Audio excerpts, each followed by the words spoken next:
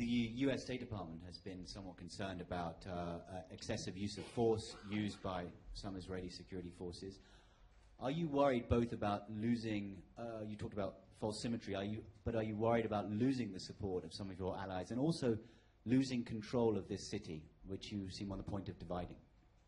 No, we're not going to divide the city any more than people who are putting curfew in neighborhoods in towns in Europe or in the United States on occasion are dividing those cities. So don't get swept away, don't carry it away. Don't build your hopes high.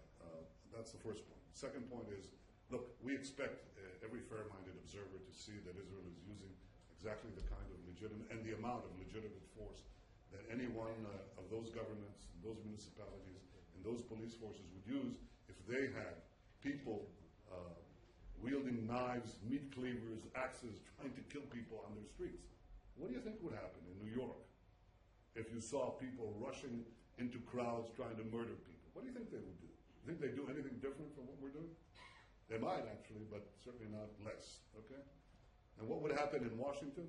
And what would happen in London? Or what would happen in Paris or Rome or Moscow or anywhere else? Of course, this allegation is totally false. It's utterly false. It's also utterly unfair because it's so obviously, patently false.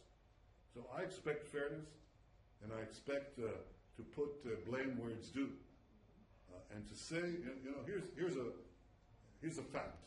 We're now being told from the hospitals that the condition of the Palestinian would-be murderer is light, but the condition of the young boy that he attacked is actually very critical.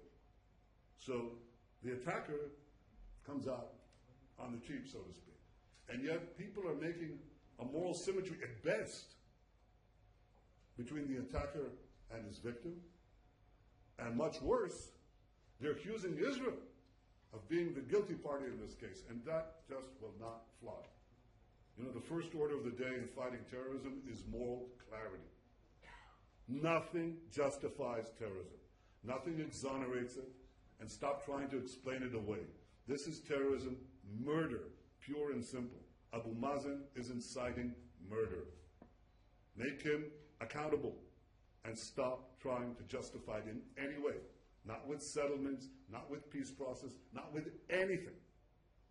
It is unjustifiable and unacceptable, and the mere fact that this is brought up as a possible explanation, of course, gives the terrorists a justification that they don't even use. They might now, but they haven't up to now, and that tells you a lot.